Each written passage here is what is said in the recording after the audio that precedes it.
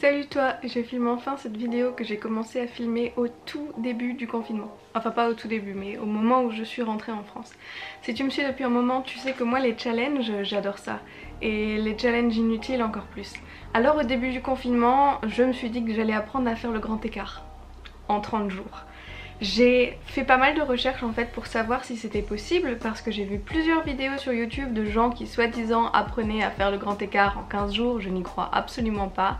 Et je me suis demandé si en 30 jours c'était possible.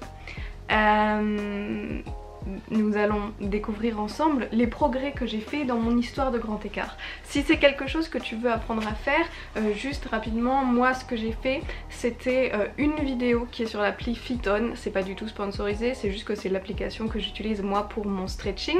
C'est une application qui est 100% gratuite sur téléphone et où tu as accès à pas mal de cours de yoga, de stretching, les autres trucs aussi, mais sauf que je regarde pas les autres trucs parce que je fais tout le temps le stretching. Bref, dessus il y a une vidéo de 20 minutes de la nana de Blogilates qui t'explique quels sont les meilleurs étirements à faire et en gros tu les fais en même temps qu'elle. Et j'ai fait cette vidéo là religieusement tous les jours pendant 31 jours. Oui, pendant 31 jours. Et je filme cette vidéo longtemps après et je ne sais pas comment j'ai eu la motivation de faire ça tous les jours parce que en termes de courbature on le sent quand même quand on fait du stretching. Ok. Commençons avec le jour 1. Jour 1, je me suis dit qu'il fallait absolument que je filme à quel point je savais pas faire le grand écart pour voir si j'allais avoir un changement. Et voici donc de quoi j'étais capable au jour 1.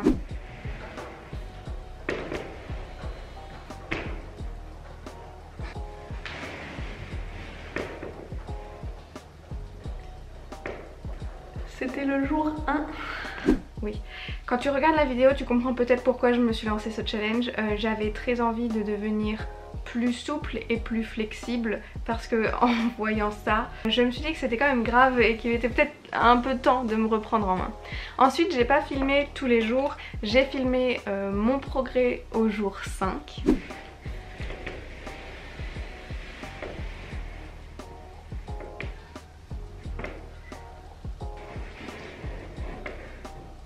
Jour 5. J'ai l'impression qu'il y a du progrès mais il faudrait que je compare avec la vidéo de la dernière fois pour vraiment pouvoir juger. Par contre, un truc sur quoi j'ai vu énormément de progrès depuis que j'ai fait du stretching, c'est, tu sais, quand t'es debout et que t'essayes de toucher les pieds. Il y a quelques temps j'arrivais à faire ça. Mais à peine, enfin ça c'était vraiment mon maximum et j'étais trop contente quand j'arrivais à toucher en bas. Et maintenant, j'arrive pas à le tenir, mais j'arrive à mettre mes mains en place, ce qui est trop ouf.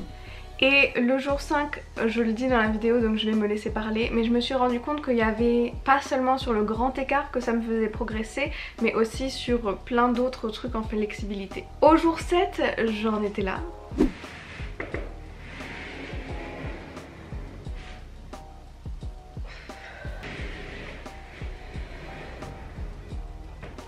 Mais le jour 7 c'est aussi le jour où je me suis blessée parce que j'avais l'impression que ça allait pas assez vite et j'ai commencé à rajouter d'autres étirements en plus de ceux de la vidéo et j'ai peut-être un peu trop poussé et pendant quelques jours j'avais vraiment super mal en dessous du genou droit.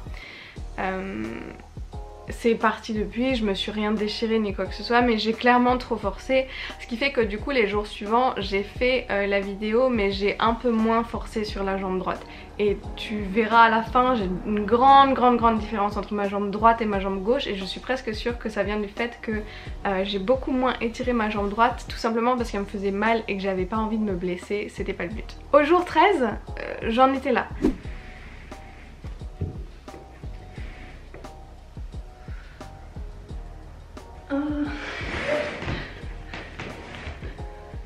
Ça c'était le jour numéro 13 et je me suis fait super mal à la jambe droite récemment. C'est pour ça que j'arrive plus du tout à descendre sur la droite et j'ai décidé de pas forcer du tout parce que dès que ça commence à tirer je vais pas plus loin dans le mouvement parce que j'ai pas envie de me faire plus mal.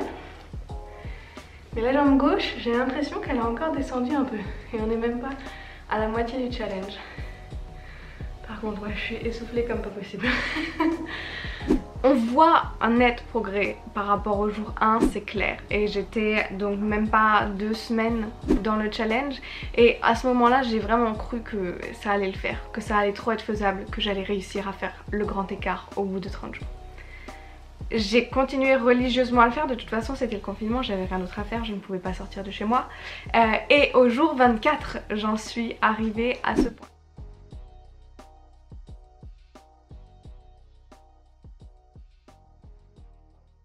Donc au jour 24 j'avais fait plus que les 3/4 du challenge et je trouvais ça frustrant parce que j'avais l'impression de ne plus du tout voir d'efforts. Genre j'ai vraiment lu je sais pas combien de pages internet qui donnaient des conseils sur comment y arriver et tout. Je sais qu'il y a énormément de choses qui jouent dans le fait de pouvoir faire le grand écart. Par exemple aussi la quantité d'eau que tu bois, et moi je ne bois clairement pas assez d'eau, mais toujours pas, j'ai toujours pas réussi à prendre le pli de boire plus. Mais au jour 24 j'ai commencé à être un peu déçue. J'ai continué, évidemment, j'ai continué encore et encore, et au jour 31, eh ben j'ai pas réussi à faire le grand écart.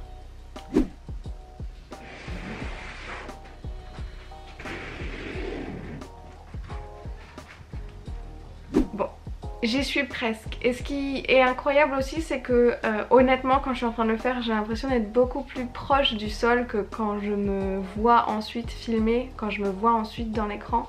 Et c'est aussi un truc qui est super décevant parce que j'ai vraiment l'impression d'être à genre 2 cm du sol, et quand je regarde la vidéo, ben en fait c'est pas 2, c'est plutôt 10.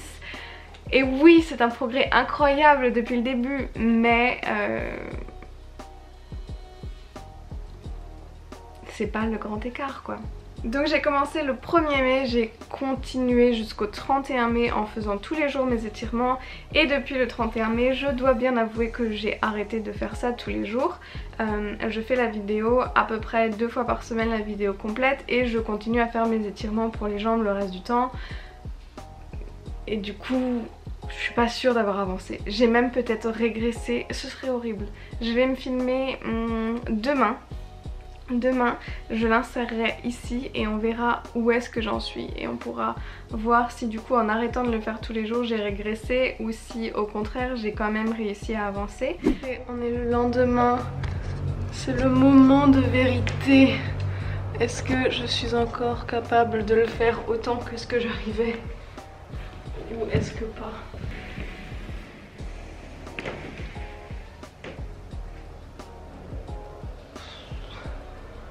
C'est mieux, c'est moins bien. Oh. Si j'ai décidé de partager cette vidéo avant de savoir faire le grand écart, c'est parce que je me sens un peu seule dans mon challenge et j'aimerais bien trouver des gens qui essayent de faire la même chose et avec qui on pourrait s'envoyer des photos de nos progrès, et je trouverais ça super motivant. Si tu sais faire le grand écart et que tu as des conseils sur comment m'améliorer et comment réussir à descendre encore un peu, je suis plus que preneuse. Si tu as toujours voulu savoir faire le grand écart, c'est l'occasion de te lancer. Regarde comment j'étais au début, regarde où j'en suis maintenant. Le progrès est incroyable et j'aimerais vraiment t'encourager à te lancer dans un challenge comme ça.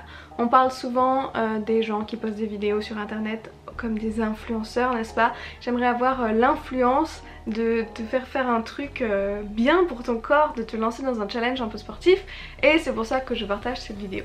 Elle est beaucoup plus courte que toutes les autres, elle n'a pas du tout le même thème que toutes les autres, mais je crois que de temps en temps j'aimerais bien qu'on se lance tous ensemble un challenge sportif parce que ça fait du bien à notre corps, ça fait du bien à notre tête, ça fait du bien à tout.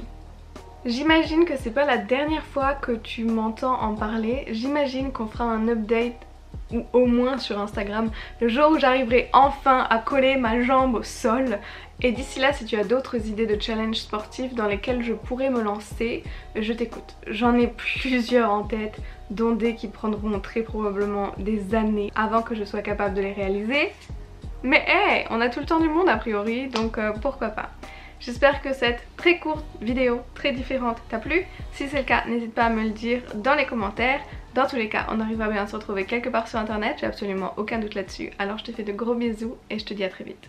Bye!